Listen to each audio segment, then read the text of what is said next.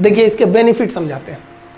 एक रेगुलर जो जवान होता है ना, हम अभी इसमें ऑफिसर की बातें नहीं कर रहे हैं, हम जवान की बात कर रहे हैं। देखिए ऑफिसर बहुत कम होते हैं, एक कंपनी में लगभग 3 प्लाटून होता है, जैसे 10 जवान का एक सेक्शन होता है और 3 सेक्शन को मिला के एक प्लाटून बनता है और 3 प्लाटून को मिला देंगे तो एक कंपनी बनती है और एक कंपनी को कमांड करता है एक ऑफिसर, यानी 90 लोगों की फौज पे एक ऑफिसर हो जाता है, 90 से 120, कभी कभी 4 प्लाटून का भी एक कंपनी बनता है। वो फर्दर वीडियो में हम आपको समझाएंगे, company, platoon, section, battalion, regiment, brigade, division, इस सब में अंतर कभी समझा देंगे उसमें। तो एक रेगुलर जो जवान होता है, उस जवान को पूरा परमानेंट अगर ड्यूटी दीजिएगा तो भर्ती से लेकर उसकी जितनी सैलरी बनती है, अलावेंस बनता है, भत्ते बनते हैं, उसको पेंशन होता है, वो सब मिलाकर अगर जोड़ दीजिएगा तो 11 करोड़ रुपए आते हैं, 11 करोड़।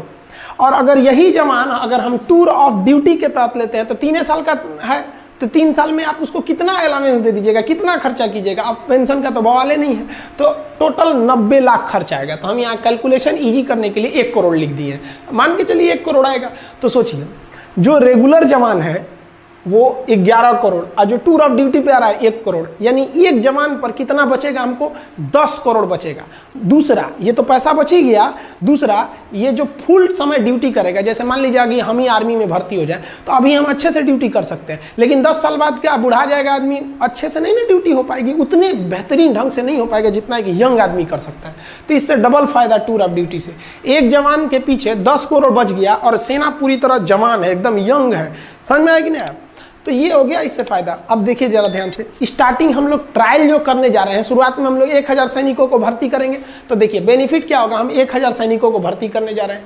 एक सैनिक पर कितना बेनिफिट है, 10 करोड़ का, तो 1000 पर कितना हो जाएगा, उसमें 10 से गुणा कर दीजिए, 10,000 करोड़, 10,000 करोड़ की बचत आ जाएगी। क्योंकि एक सैनिक पर हमारा बचत हो रहा है 10 करोड़ का, तो 1000 सैनिकों पर बचत कितना हो जाएगा, इसमें 10 से गुणा करेंगे तो 10,000 करोड़ का बचत हो जाएगा हम लोग को। अब इस बचत से 10,000 करोड़ से हम आधुनिक हथियार खरीद सकते हैं, आर्टिलरी खरीद सकते हैं, हेलीकॉप्टर खरीद सकते हैं। आप खुद सोचिए ना, 126 राफेल जहाज़ों की ज़रूरत थी, आ कितना रहा है, केवल 36, यानी 90 जहाज अभी कम आए हैं। अब सोचिए हमारे यहाँ पे तो पैसे, हथियार पे पैसे कम खर्च होते हैं और अपनी की टेक्नोलॉजी उतनी आगे नहीं है जितना होना चाहिए। सेना के क्षेत्र में हम मतलब सेना में जो हथियार बनाना है तो उसमें हम लोग उतना मतलब संतोषजनक विकास नहीं कर पाए। मिसाइल टेक्नोलॉजी हम लोग की आगे है, लेकिन जो हेलीकॉप्टर एविएशन सेक्टर है उसमें बहुत संतोषजनक विकास नहीं हुआ है। अब आप ऐसे अंदाजा लगाइए, 1 रैंक 1 पेंशन जब आया था तो आपको पता होगा ये क्या है 1 रैंक 1 पेंशन, मतलब क्या है समझिए ध्यान से, कि जिस तरह से लोगों की सैलरी बढ़ती है, जैसे जो दरोगा 2010 में था या जो 1995 में दरोगा की जो सैलरी थी, क्या 2020 में वही सैलरी है? नहीं ना, सैलरी बढ़ रही है। तो 1 रैंक 1 पेंशन में क्या कहना है कि भैया जब सैलरी बढ़ रही है ना तो पेंशन भी बढ़ाइए। यानी जो आदमी, जो सिपाही 2020 में रिटायर हो रहा है उसका पेंशन जितना है उतना ही पेंशन उस सिपाही का भी होना चाहिए जो 2002 में रिटायर हो गया और अभी तक जिंदा है, मतलब मान लीजिए जीवित है। अब आर्मी को तो बहुत यंग एज में ना रिटायर कर दिया जाता है, तो मतलब कहना है कि पेंशन एकदम सेम होना चाहिए। तो इससे पेंशन पे बोझ इतना बढ़ गया है कि आर्मी ना अपने कुल बजट का लगभग 60%, बबुआ 60% लगभग केवल सैलरी और पेंशन में खर्चा हो जाता है।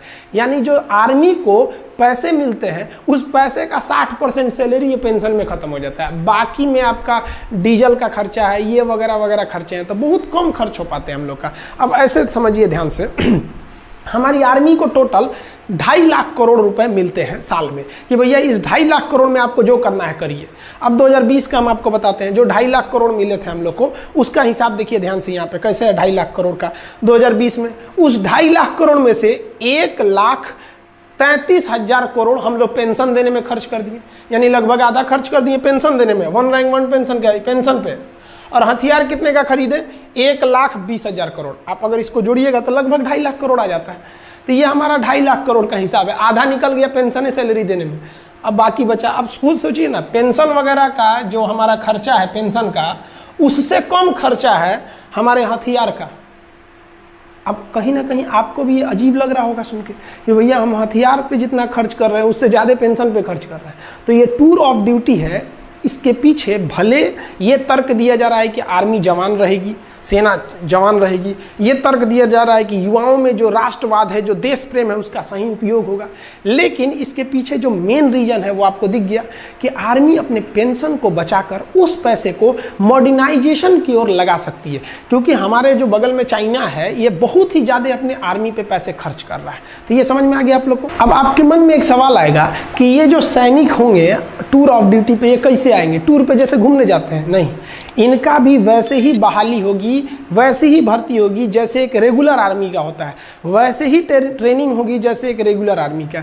यानी अगर कोई जवान खड़ा है तो आप देख के नहीं कह सकते हैं कि टूर ऑफ ड्यूटी का है कि ये परमानेंट है, फिर आप उसके आई कार्ड को देखना पड़ेगा, उसका सर्विस रिकॉर्ड देखना पड़ेगा कि कौन सा ये जवान है, तब पता करेंगे। ट्रेनिंग भी एक ही जगह पर होगी, सैलरी भी एक मिलेगा, हर चीज़ एक रहेगी, फर्क बस ये रहेगा कि भैया आपको 3 साल पे रिटायर कर दिया जाएगा बस, अब और पेंशन नहीं दिया जाएगा। भर्ती सेम होती है, आप आर्मी की भर्ती देखे होंगे, हमारे देश के जितने युवा जवान होते हैं दौड़ लगाते हैं वो लोग 4 मिनट में 1600 मीटर दौड़ लगा के वो दौड़ लगाते हैं, फिर जो प्रोसीजर होती है उनका, वो उस प्रोसीजर के बाद वो लोग सेलेक्ट होते हैं, और सेलेक्ट होने के बाद तब वो कहाँ जाते हैं? आर्मी में जाते हैं। सबका पैरामीटर सेम रहेगा, आर्मी में अगर वो चले जाते हैं तो आप नहीं कह सकते हैं कि इनमें से कौन सा जवान टूर ऑफ ड्यूटी का है और कौन सा जवान हमारा मतलब परमानेंट है। तो सब का सब क्या रहेगा? एकदम सेम रहेगा।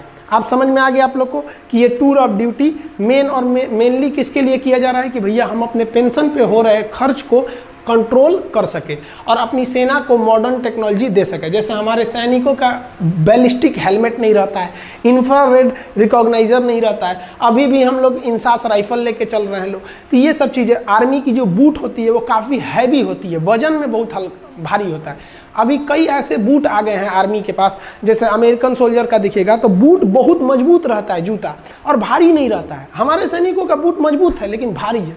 तो भैया उसके लिए क्या चाहिए? पैसे चाहिए।